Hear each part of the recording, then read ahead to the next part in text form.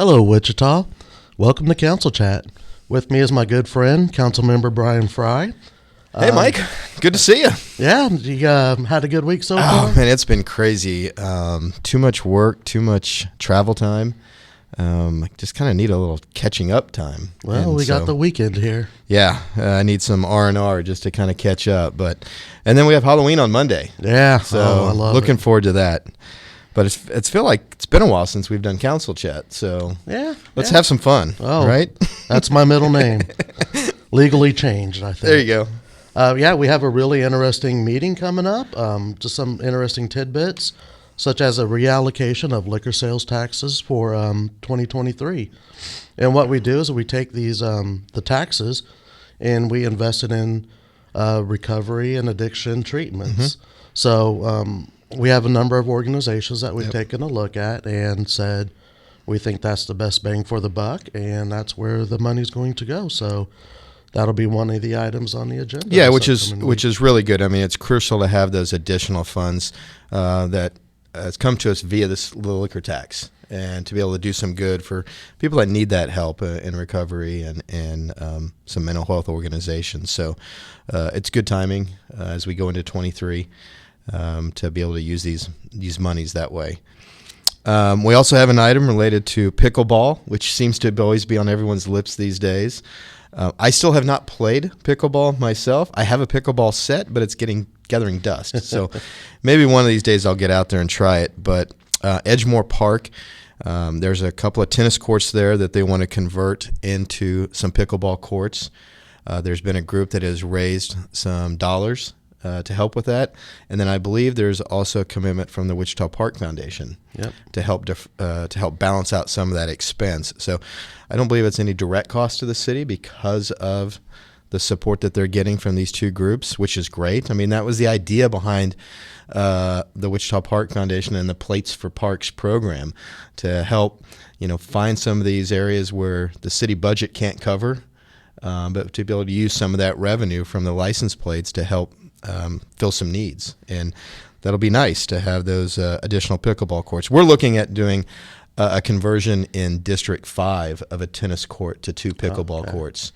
We don't have any pickleball courts in West Wichita, so this would be a nice, but we haven't pulled the trigger on it yet. So we're still talking to the neighborhoods and seeing if they're good with the idea. But you can't argue with the success and the demand for pickleball. It seems like it's everywhere. Right, it is. I actually took some time the other day. I dropped my kid off at basketball practice, had an hour. I drove to a nearby park, and sure enough, all the pickleball courts there were in use. Now, did you play? I've played one time. I did not play then. I have played one time. It's interesting. It's you can go at your own speed with it, pretty much. Make it as competitive as you want to. Ooh, so I'm pretty competitive, so I don't know if pickleball would be the right sport for me. I understand it's supposed to be more leisurely, more recreational, but I'm a competitive guy, and maybe you don't want to play me at pickleball. Just don't lob it for that overhead smash at the tent. Yeah, exactly. Yeah, there's some bad news there in some instances. In District 3, we're looking at O.J. Watson Park improvements, including the new seasons venue. I don't know if you've had a chance to make it down there. It's really neat.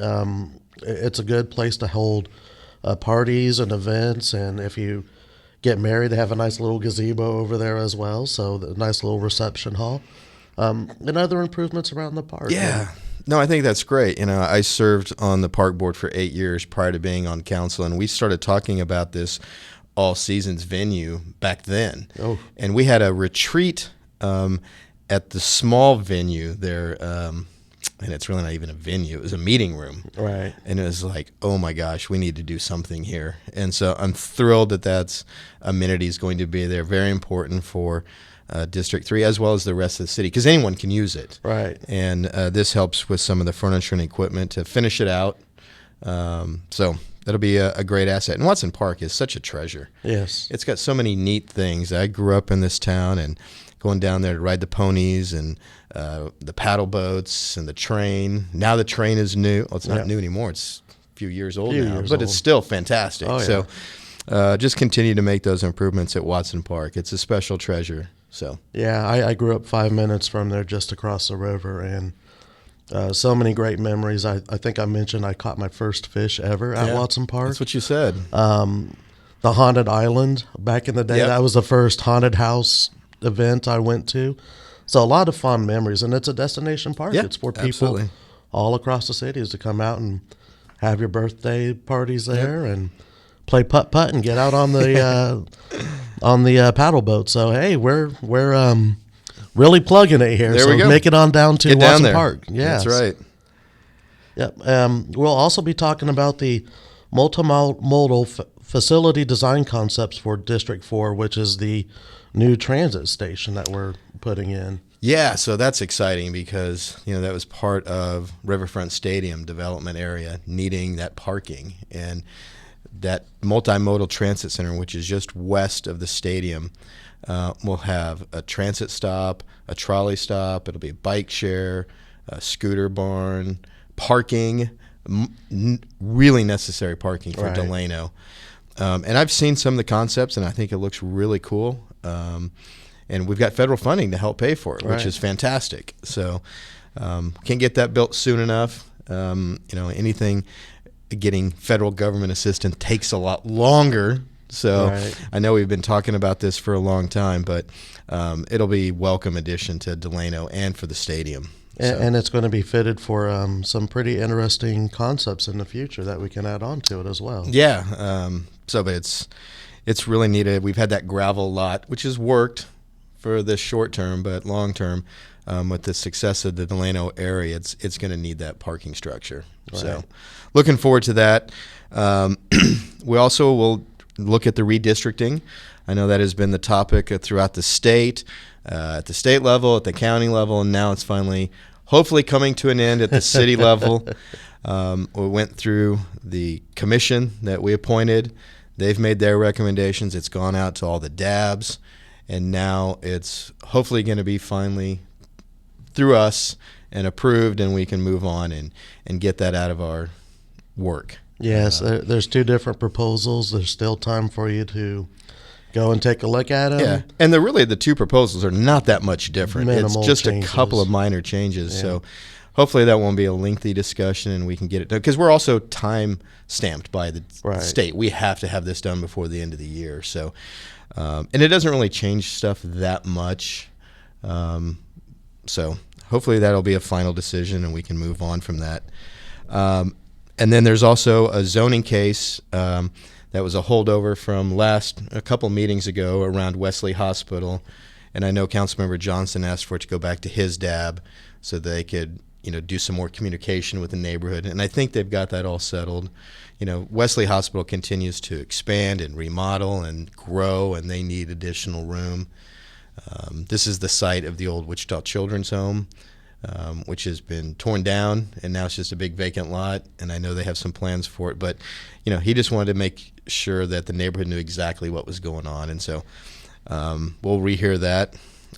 So it sounds like we have a full agenda, which is always good. I appreciate meetings that have a little more teeth to them rather than a quick in and out, because I think that's what we're here for, right? To be able to do that stuff and make sure that we're sharing the information with our neighbors. Speaking of neighbors, we talked about this earlier, Halloween. Yep. What's your favorite Halloween candy? Oh, that's a hard one. Because we know Councilmember Johnson doesn't like the candy corn, and I'm a big fan of candy corn. But You might be in the minority on that vote there.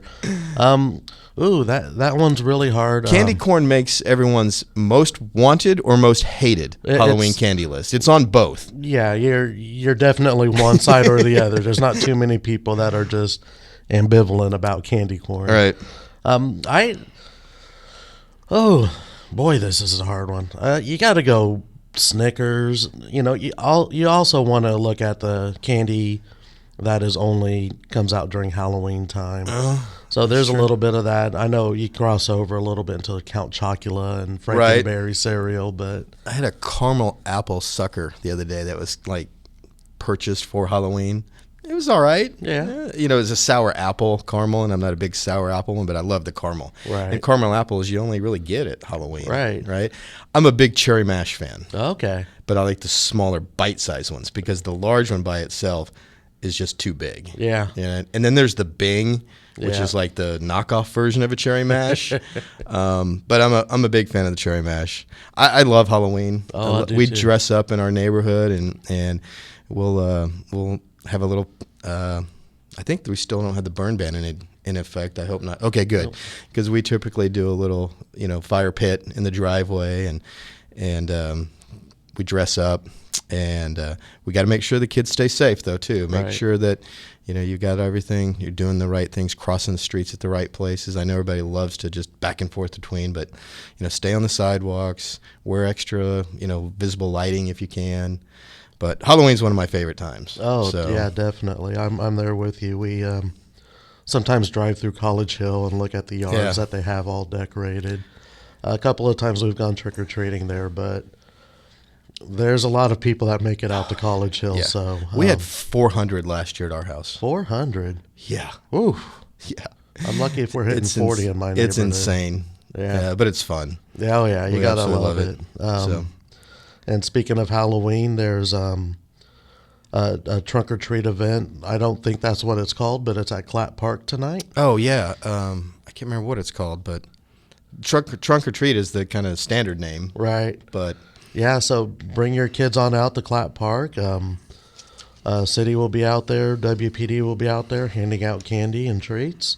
And find some other events. This is a great weekend to get out Yeah. with the family. It's Well, going to be nice and cool. yeah, the weather should be good for it, and the forecast for Halloween looks great. So with no Chiefs game this weekend, you got to have something to do. Right. So get out, enjoy, go to the pumpkin patch, go to the farmer's market. I think they're still in session, but it's just a good time of year to really get out with the weather being nice. Yep. So Drive-In has a spooky movie showing Sunday evening as well, so they've been doing that all month long. I'm Nice. a big proponent of the drive-in, so plenty of stuff. And make sure you leave your pumpkin lit through Halloween.